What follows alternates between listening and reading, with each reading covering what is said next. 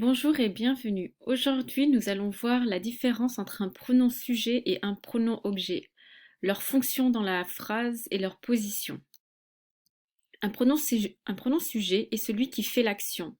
I, you, he, she, it, we, you, they sont les pronoms sujets. Le pronom objet est celui qui subit l'action, c'est celui qui reçoit l'action. Me, you, him, her, it, us, you, them. C'est les pronoms objets. C'est ces pronoms qui vont recevoir l'action.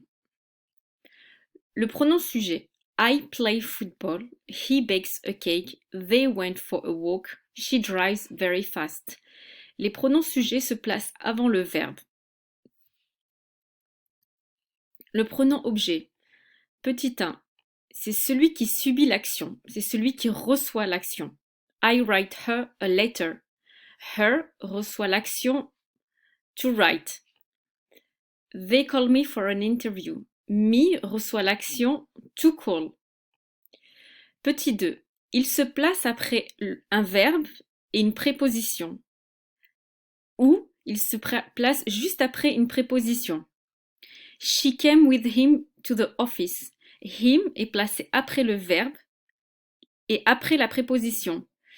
S'il avait été un pronom sujet, on aurait dit she and he came to the office. Mais parce qu'il est placé après le verbe et après la préposition, il devient pronom objet.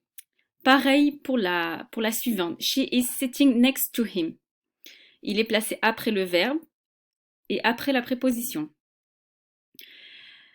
Dans notre dernière phrase, for me, the shortest way is to turn left. Me est venu après la préposition for. Il devient pronom objet. Quelques exemples. J'ai mis plusieurs phrases avec une phrase correcte et une phrase incorrecte. Alors on va voir ensemble. I write her a letter. I write she a letter. She felt in love with him. She felt in love with he. Don't be angry with we. Don't be angry with us.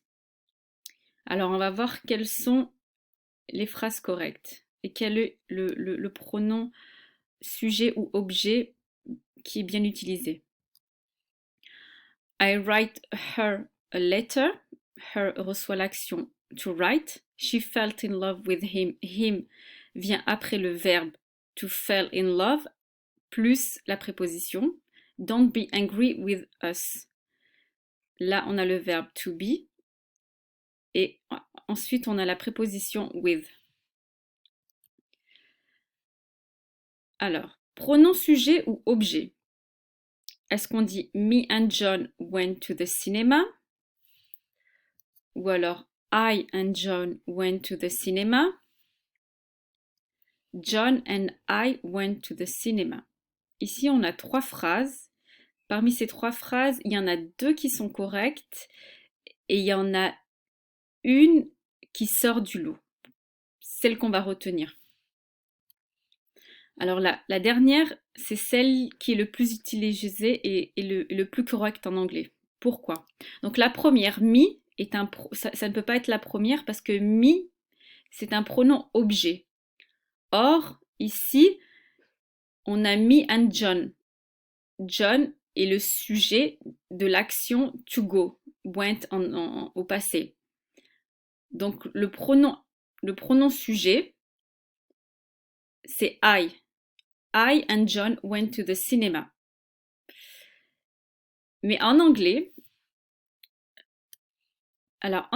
on ne dit pas I and John. On dit John and I went to the cinema. C'est une forme de politesse. En anglais, on ne commence jamais par soi quand on parle.